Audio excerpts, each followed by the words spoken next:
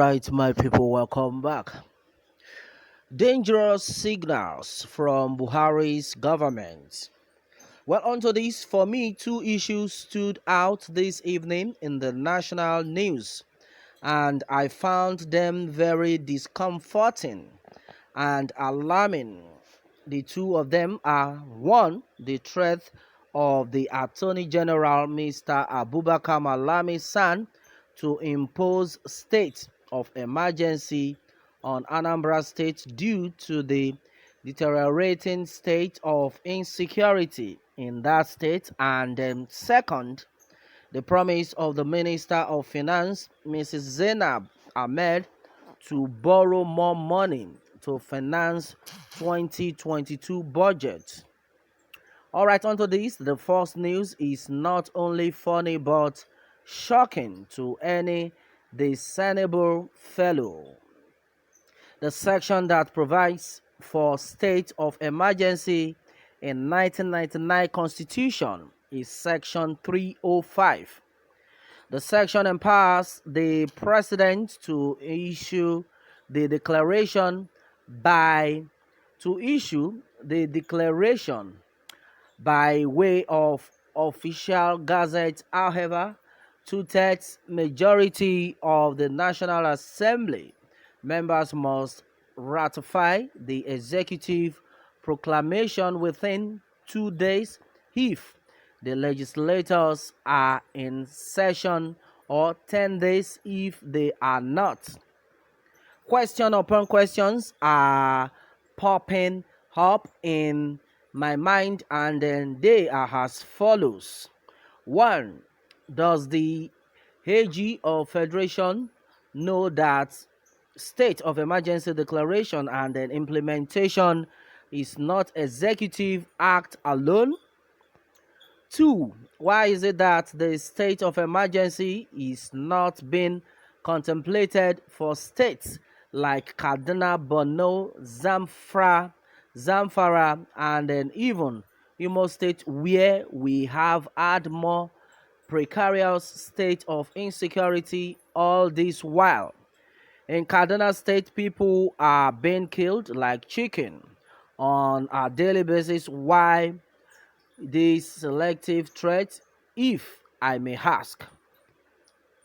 3. As the state of insecurity in Anambra deteriorated to the level contemplated by the Constitution to warrant the application of state of emergency, assuming but not conceding that it does what preemptive action has the government taken to prevent total breakdown of law and order in that state before contemplating the state of emergency?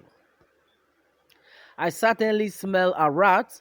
The incoming election at Anambra State is at the root of contrived insecurity, and the expected effect is this subtle but discernible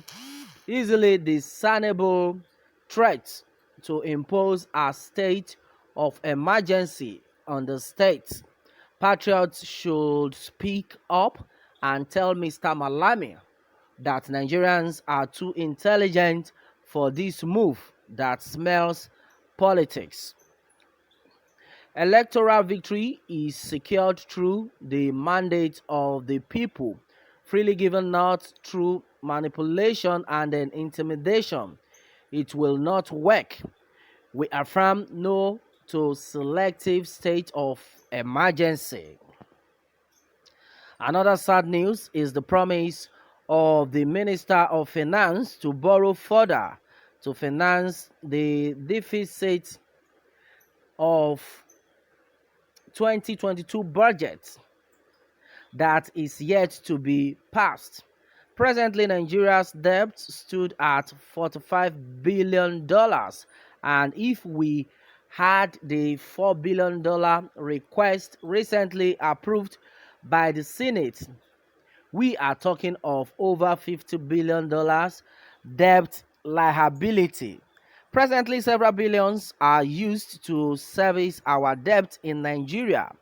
The illogical argument by the minister that Nigeria's borrowing status is healthy is nonsensical and then unacceptable because the sufferings of Nigeria presently stems from the weak position of our currency due to consumption without production and the economic consequences of so much borrowings without corresponding creation of wealth. Nigeria's future is doomed by this crop of Nigeria's leadership that cannot create any wealth whatsoever but engage in senseless borrowing with no corresponding evidence of progress or development of our basic infrastructures.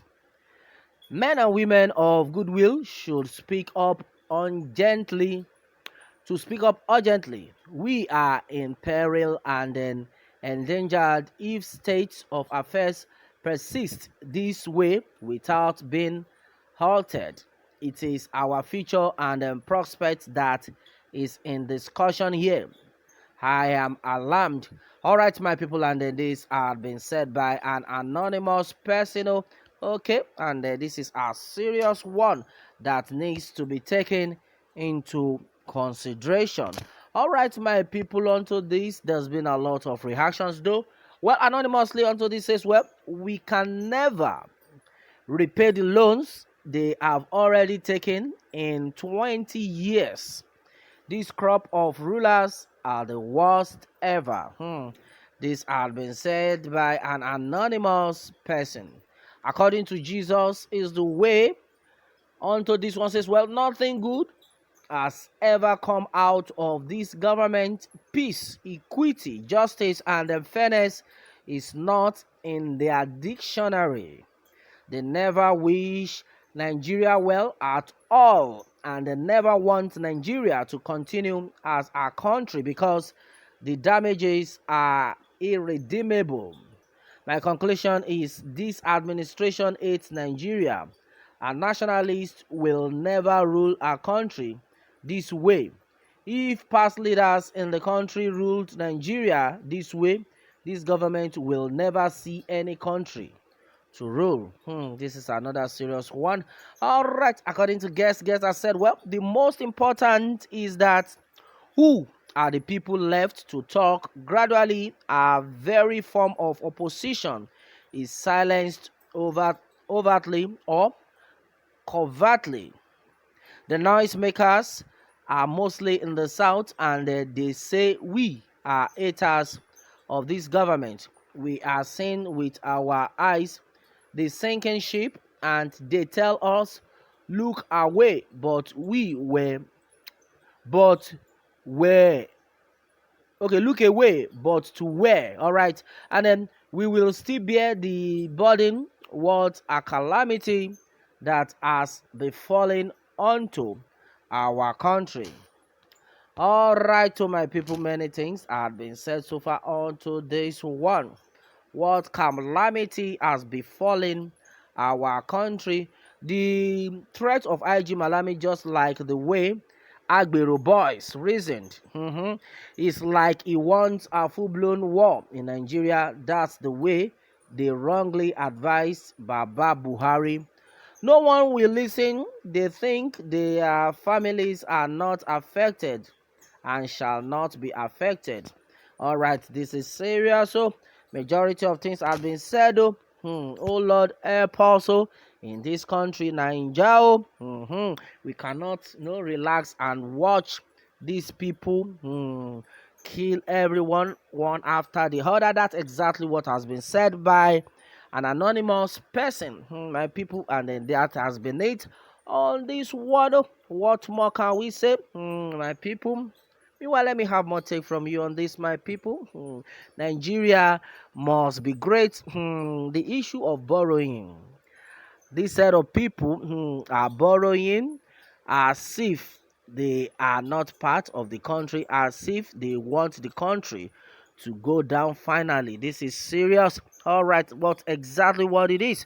All right, my people, meanwhile, let me have more take from you, and remember to subscribe for more updates if you have not subscribed to this channel.